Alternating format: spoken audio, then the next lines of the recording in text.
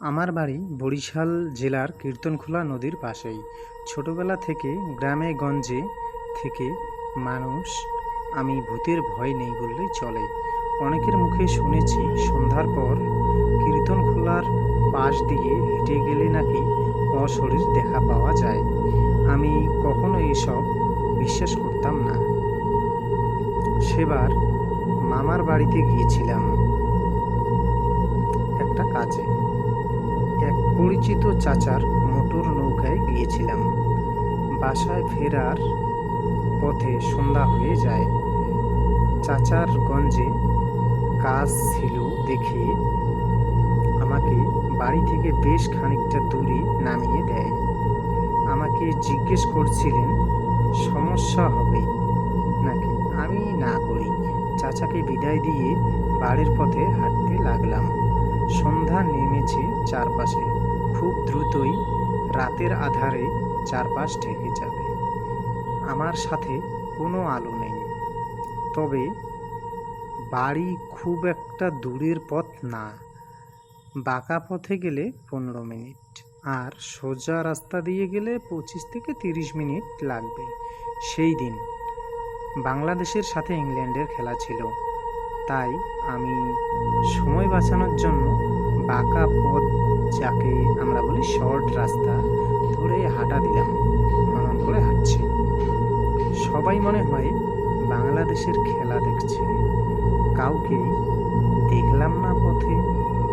প্রায় 4-5 মিনিট হাঁটার পর আমার পাশের একটা ঝোপে ধপ করে কি যেন পড়ল। বলতে ভুলে গেলাম,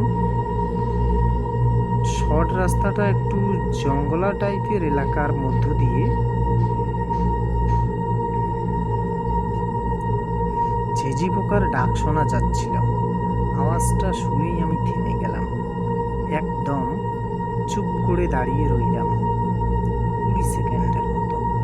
কান খাড়া করে শোনার চেষ্টা করছিলাম কিসের আওয়াজ হলো, কিন্তু কোনো শব্দ হলো না। আর আমি নাছোড়বান্দা আস্তে আস্তে পা টিপে এগিয়ে গেলাম ঝোপের দিকে। অনেকেই ভাববেন হয়তো মিথ্যা বলছি, কিন্তু ভাই আমি আসলেই অনেক সাহসী ছিলাম। এক হাতে গভীর রাতে 2টা চোর একসাথে পিটাইছি। ভয় ডর খুব কম। যাই হোক, ঝোপের পাশে দাঁড়িয়ে উঁকি দিলাম। উঁকি দিয়েই চমকে উঠলাম। ওই পাশে দেখলাম একটা সাদা কাপড় পরা মহিলা ঝুঁকে আছে কিছু একটার ওপর। দেখে মনে হলো কোনো চারপে জানোয়ার। অন্ধকার হতে যাচ্ছে, দৃষ্টি পরিষ্কার না। মহিলার পাশ থেকে গজ গজ শব্দ হচ্ছিল। হাড় ভাঙার আওয়াজ কানে এলো। কড়মড় করে কি যেন খাচ্ছে। আমি আর সহ্য করতে পারলাম না। জোরে চিৎকার দিয়ে বললাম, ওই ক্যাডারে, ক্যাডা ওইখানে। সাথে সাথেই পাই করে আমার দিকে ঘুরে গেল মহিলাটা। ওটার চেহারা দেখার সাথে সাথেই মনে হলো কলিজাটা এক লাফে গলায় উঠে গেল। বহু কষ্টে নিজেকে দাঁড় করিয়ে রাখলাম।